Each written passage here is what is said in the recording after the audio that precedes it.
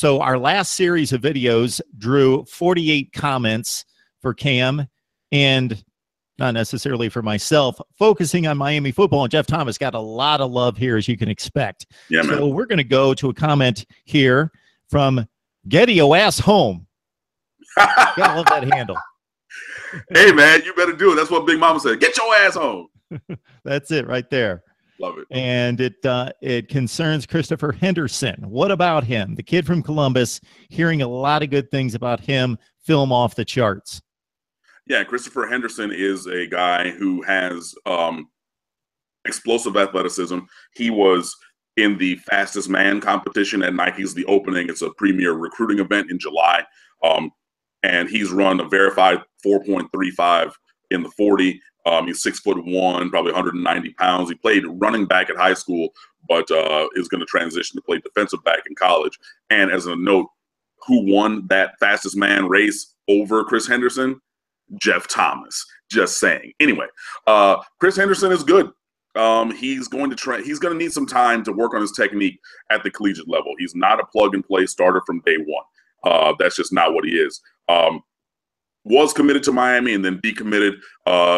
All the intel that's out there and everything that's been reported is that he's going to go to Florida and not Miami. And Henderson, I just want to be sure about this before I make a mistake. Yeah, Henderson took his visit in December, on December the 9th, before the dead period ended.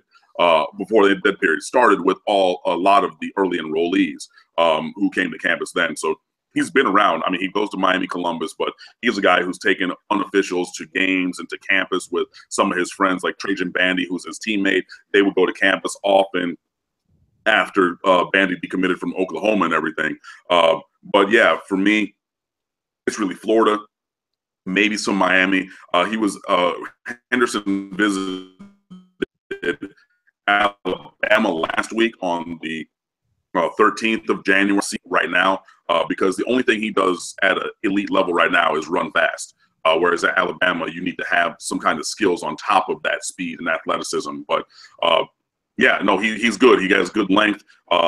He's definitely got good movement skills in space, elite speed. And he was Under Armour All-American, and if you watch that game, he got beat a couple times because, he's not the greatest in coverage right now, which is understandable because he never played cornerback. He played running back his entire career. But even when he got beat, he was able to use his blazing 4.35 speed to make up for that. So when you have, elite speed, good height, at 6'1", a nice wingspan with good length and things like that, you get a little time to develop, he'll be all right. But like I said, unfortunately, it looks like he's going to be a Gator. So all that could be for naught in our case. In addition to the recruiting, Cam, the last time he joined us, reviewed the quarterback situation and a number of candidates, obviously, in trying to replace Brad Kaya. E. Myers, 1981, comments, I think the idea of a mobile quarterback is still somewhat overrated. I want a guy with a high football IQ, can read the defense, can make the changes at the line, can command the offense. For every Watson, there are multiple mobile quarterbacks too reliant on their feet. Looks like Jalen Hurts limitations in the title game. Anyone else remember going from Kelly to Dorsey? Personally, I don't want to see Allison being a Kaya 2.0 as a knock. What we need, regardless of who starts, is a drastic improvement along the offensive line, more consistency from Walton, and play calling to accurately fit our talent. Yeah, and I see where you're coming from with that. Because you have a mobile quarterback does not mean that you're not going to, make checks at the line and things like that. You're going to have a lot of different things. In the RPO, the run pass option series, we're not able to have zone read option as a component of the RPO series when Brad Kaya was the quarterback. If you bring in a N'Kosi Perry or, Malik Rozier, now that quarterback run game is added in there. And obviously we want guys, because there's going to come a time where you're going to have 3rd and 8 against Florida State. And you're going to have to sit there, you're going to have to hit that throw, and everybody wants that as well. So don't think of a mobile quarterback and a quarterback who can read the defense as being mutually exclusive things.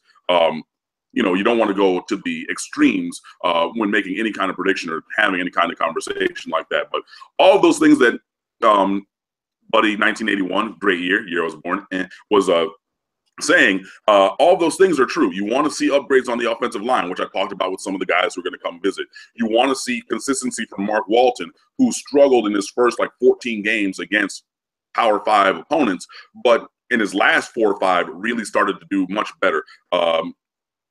To the tune of like 3.1 yards per carry, I want to say, against Power 5 opponents in his first 13 games of that nature, versus like 6.7 in his last 4 games last season in that same kind of engagement. So yeah, you want to see more running or more effective running backs. You want to see some better offensive line play, and obviously good receivers getting open and catching passes and everything. But yeah, don't think, okay, just because we're looking towards a mobile quarterback, because that's what Mark Richt wants in his offense, do not necessarily think that we're saying we want that at the exclusion of everything else. We would like that to be an addition to all of those other things that the quarterback will hopefully be doing.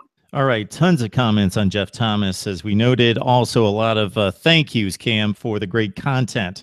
Another quarterback comment here.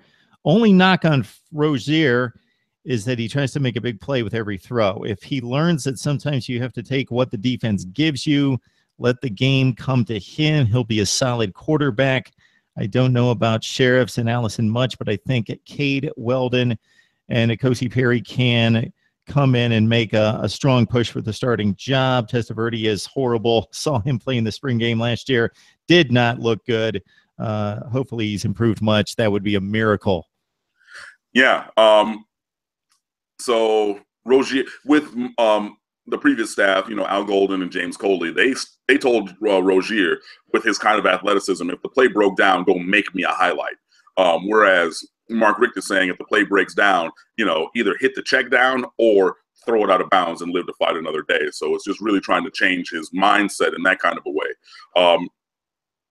Allison has a cannon for an arm, absolute cannon. So he has the arm talent to definitely come in and make all the throws you need. Kind of see how his operations are, running the offense, getting in and out of the huddle, making his reads, like that previous commenter was talking about, how those things go.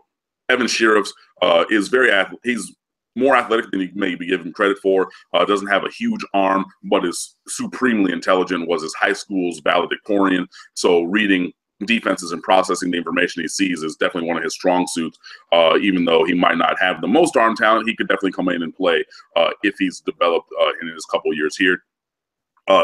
Vincent Testaverde, he's not going to play here. Like, I'm just going to throw that out there. Some people were giving me pushback on that on the site previously, but if he sees time at quarterback, something went horribly wrong, plain and simple. Because there's so much talent around, even a Rozier, Allison, Sheriffs, and then the 2 freshmen, Cade Weldon and N'Kosi Perry. All 5 of those guys should be embattled in the quarterback battle as we move forward.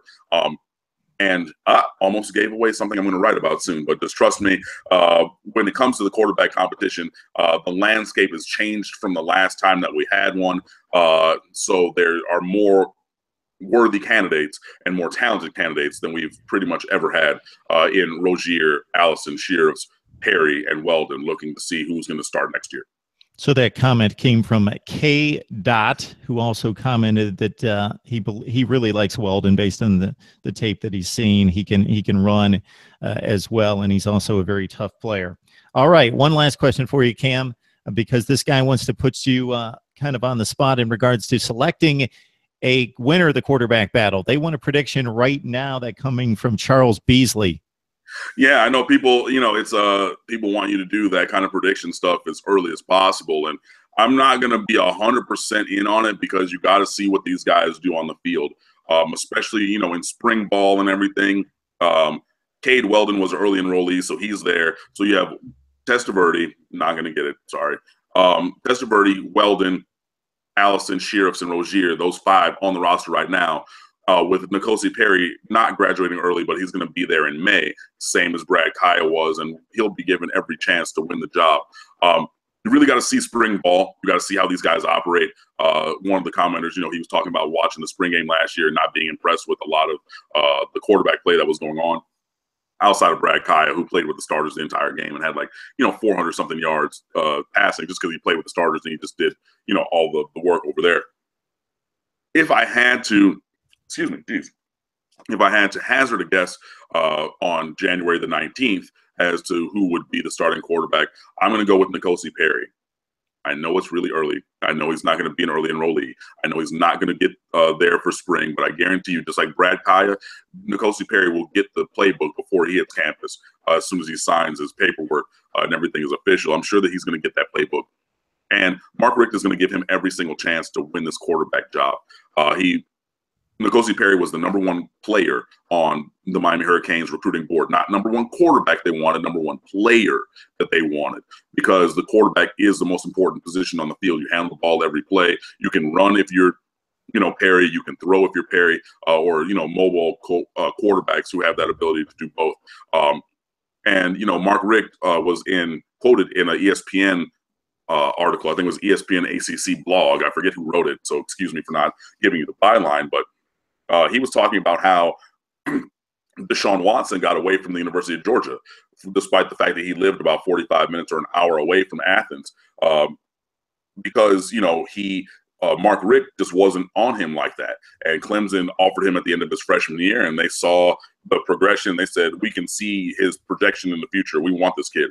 And Mark Richt didn't see that. He wasn't on that like that. And finally, by the time that Georgia got around to being like, hey, this kid right here is kind of awesome, and we're going to go after him really hard, it was already set in stone. He was going to enroll early, wanted to go to Clemson and not have any changes. So I think in N'Kosi Perry, Mark Richt sees some similarities to Deshaun Watson. That's not my #1 comparison. You'll have to wait till signing day to see my recruit notebook to get that comparison with the associated video. So stay tuned for that. But in a similar kind of way of being that electric kind of athlete, that premier showcase superstar player at that position who has the ability to run and throw, I think that's how Mark Richt sees N'Kosi Perry. And for that reason, he's going to be afforded every single chance to win the quarterback job. So all things being equal, if, say you have Rozier and Perry, who are tied at the top of the quarterback battle coming out of fall camp, all things being equal, I would go with N'Kosi Perry in my projection. So don't write it in stone. It's not the 10 Commandments or anything, so I'm not bringing it down off the mountain. But if you want to who do I think for the reasons but wouldn't surprise me if something changes over the course of the next few months where another quarterback steps up. All right, I put my pen down for that one, but I know there's going to be somebody out there that's going to hold you to it, even though you quoted specifically January 19th. I'm just making a shot in the dark because I was asked, but don't hold me to it. I want to see some spring ball, and I want to hear some reports. So we know where you stand, Cam. Definitely. Yeah, and like I said, I gave him some good foundation, so it's not just a blind shot in the dark. But if I had to go today, January 19th, for the reasons I said, I'm going to softly go with N'Kosi Perry. But personally, outside of that prediction, I want to see N'Kosi Perry win this job. That's who myself personally, Cam Underwood, that's the guy I'm rooting for. However, if somebody else is better than him, I'll ride with it. But my preference would be N'Kosi Perry. The future starts now. Let's go. So that's just a sample of the 48 questions and comments we received concerning our last series of videos just a couple weeks ago. So keep the comments coming, and I will try to get those to Cam as soon as possible. Good stuff, Cam. Cam Underwood, State of the U, breaking down the U as we are just less than 2 weeks away from National Signing Day. Thanks, Cam. Yeah, thanks for having me. Be sure that you guys follow me on Twitter, Underwood Sports, also at The State of the U on Twitter and State of the U website, and also on Facebook. Follow us. We have a lot of great content. Brought in some new contributors if you like baseball or basketball.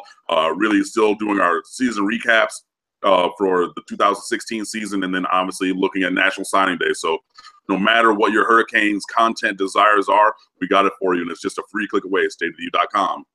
See ya.